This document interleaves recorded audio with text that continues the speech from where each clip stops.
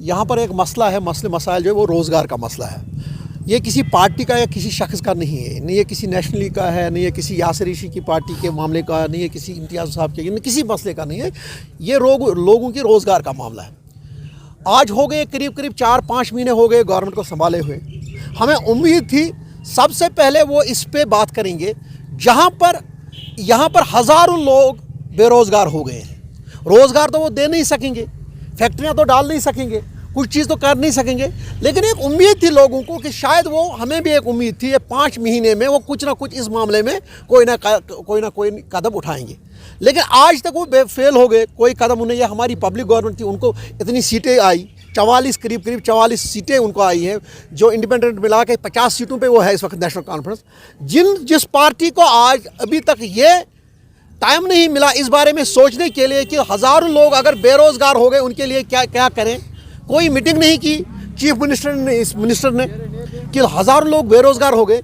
इसके लिए हमने फैसला किया है तो सोमवार को 3 तारीख को हम यहाँ पर जमा हो जाएंगे और यहाँ से जाके हम डिस्ट्रिक्ट डीसी ऑफिस के वहाँ पर जाके उनका दरवाज़ा खटखटाएंगे और वहाँ पर धरना देंगे।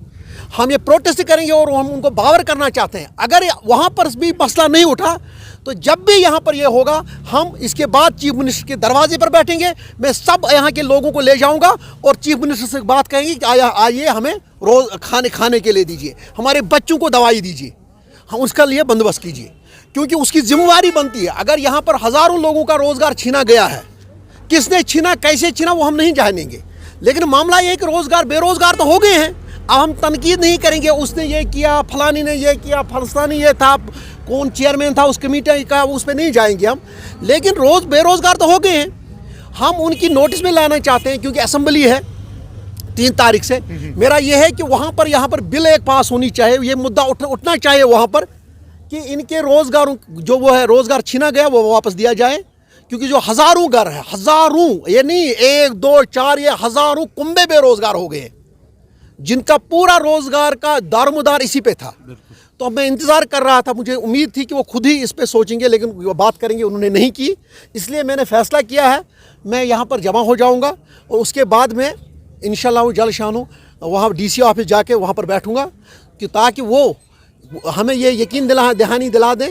जब तक वो नहीं दिलाएंगे कि हम उनके नोटिस में उनने क्या फ़ैसला है और हमें क्या करना चाहिए, क्या अगर उनको ये बंद करना है तो अगर वो यकीन दिलाएंगे कि हमने कोई नया रोज़गार का वसाइल पैदा किए तो हमें बता दें क्या करना है।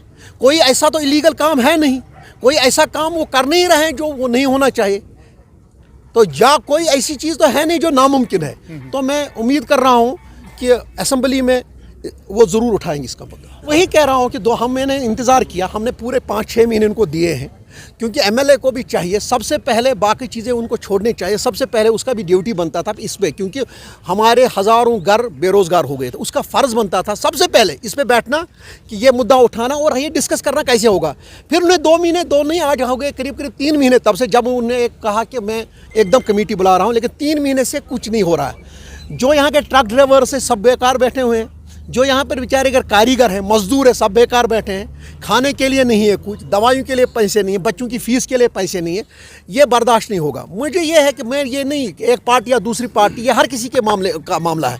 ये नेशनली का भी मामला है, ये यासिर ऋषि के पार्टी वालों का भी मामला है, ये दूसरे पार्टियों का भी मामला है, ये उन लोगों का भी मामला है जो वोट भी नहीं देते हैं। ये रोज़गार का मामला है मेरी। और दूसरा मामला उनका, वो तो जब ये कह रहे थे वो कह रहे थे कि उनका मैनिफेस्टो था यहाँ पर कि सबसे पहले, और वो कह रहे थे 1 हफ्ते के अंदर ये रोज़गार ये हम खोल देंगे, ये वासा हम ये वागुजार करें, इस पे हम बिठा देंगे। तो 5-6 महीने 8 महीने से कोई वो कुछ कर नहीं पा रहे हैं, बात कर रहे हैं इस पर। तो इसलिए मैंने फैसला किया है, मैं परसों मंडे को यहाँ पर एक धरना दूंगा, यहाँ से जाकर फिर मैं डीसी ऑफिस में धरना दूंगा। शुक्रिया, वस्सलाम।